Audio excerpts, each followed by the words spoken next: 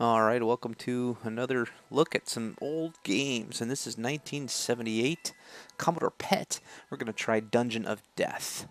And Dungeon of Death was actually one of the first CRPG roguelikes, all auto-generated. Here you type in your name. Oh yes, I am Retro the Man. He's the man. That's funny, because, you could type any name and it'd be the man, because you're a man instead of a dwarf or something, but it randomly picks. Anyway, sorry, I'm playing the game here. You see a little representation down at the bottom. This is you moving through a maze. Those are walls you run into. Periodically, you'll run into chests, which you can open, monsters, which you have to fight or run away from. There we go, chest. Let's open it, of course. Oh, great, I'm just cursed. It's a typical, dungeon crawl game, but it's really slow on the PET. You can see the draw rate is awfully slow. You move with the number pad, which is nice. So you can actually go diagonal directions, not just left and right, up, down.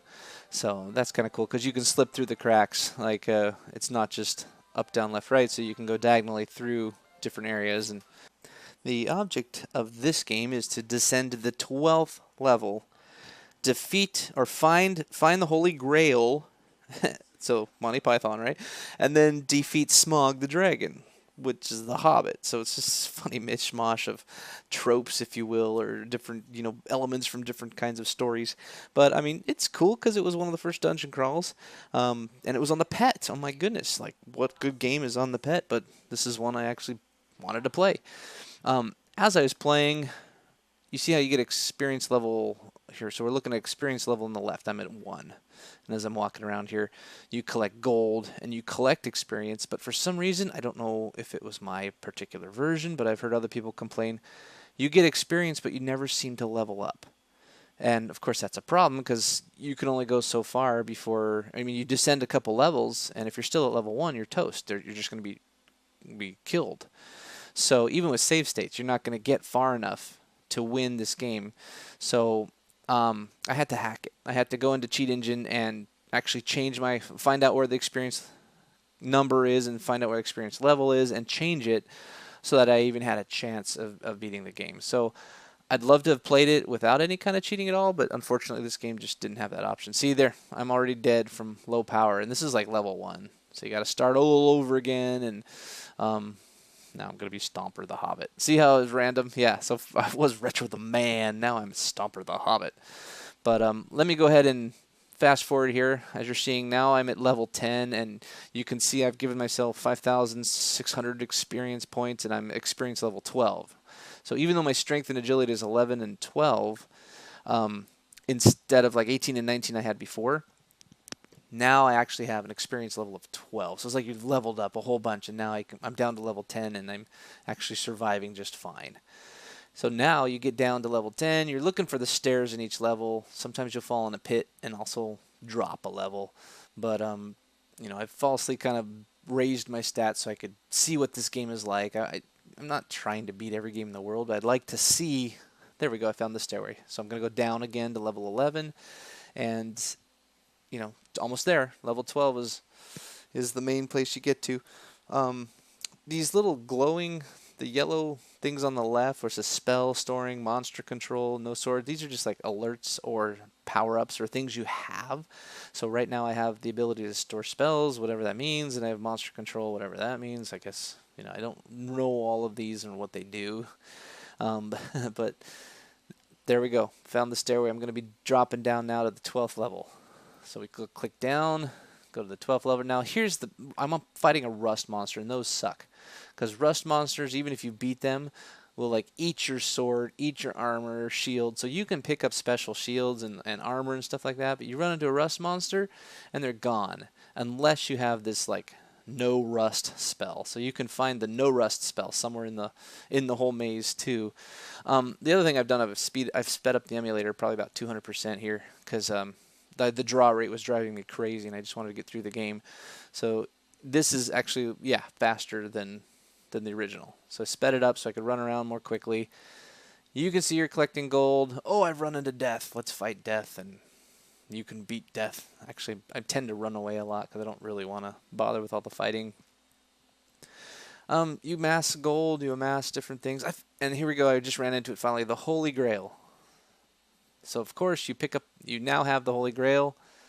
And of course Smaug the Dragon is guarding the Grail. So now you got to fight him. So let's do this. Oh, that was fast, but I hope you saw it. I won, and now you see on the left, Holy Grail is in my inventory.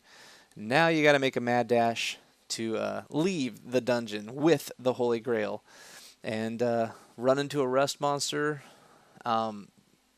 You lose your stuff. It doesn't eat the Grail, okay? But if you run away from the rust monster, I believe, or some other monster, you'll actually leave the Holy Grail behind. And the first time I actually went through this game, I defeated Smaug, and of course I saved it, but I ran all the way back out to leave, and I won the game by leaving, but I didn't actually escape with the Holy Grail, and I had to go back and look at the video to see somewhere along the way I dropped it, and I found out it was when I was running from Rust Monster. So you can you could run away from everybody, but don't run away from the Rust Monster or you'll lose the Grail. So here we are, I'm back up to level 10, so I'm just quickly trying to find my way out of this thing. And of course with my beefed up stats and stuff, I can beat the guys. I can pretty much defeat all the enemies above level 10 without too much worry. So now it's just a matter of slogging my way through the maze. Here we are further in the game. See, this is the second time through now that I jumped ahead to show you. I have the Holy Grail and I'm rust proof, so I will no longer lose things to a rust monster. I don't have a sword anymore because I'd lost it previously, but you can see I run into their various creatures and I fight them and I win because I'm pretty powerful. And here we are almost ready to escape. I'm just looking for an exit. You can see me moving around the maze, run into death, fight him.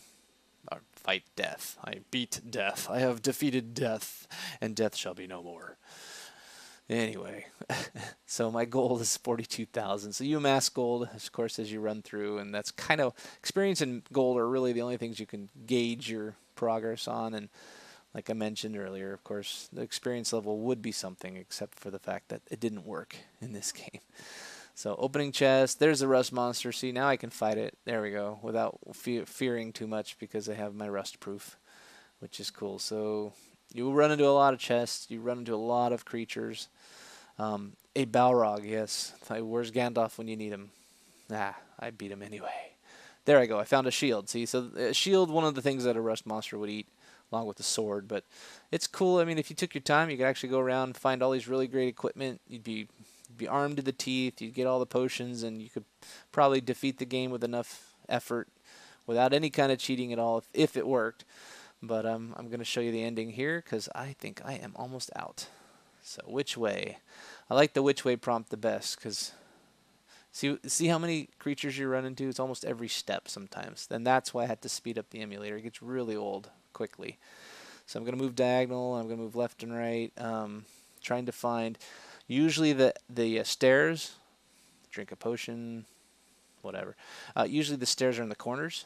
So really you're just trying to find a corner, and it's usually like a diagonal that you can move into a corner and drink that potion. I'm always drinking potions. I don't know if that's a good idea or not. Polymorph. Is that good or bad? Retro the man becomes Retro the dwarf. Hey, this is Gimli here. I'm going to finish the video for you. Back to Retro the man. I reloaded because I didn't like being a dwarf. All the benefit of save state. Anyway, here we go again. Headed for the exit. There we go, to the right, diagonal down. Let's go ahead and skip forward just a bit to where I finally find the stairway. So here we go. I am one step away. You see that little crack in the wall to the diagonal upright? So I'm going to move up there. That's usually the stairs. That's someplace in the wall. And one last monster to fight.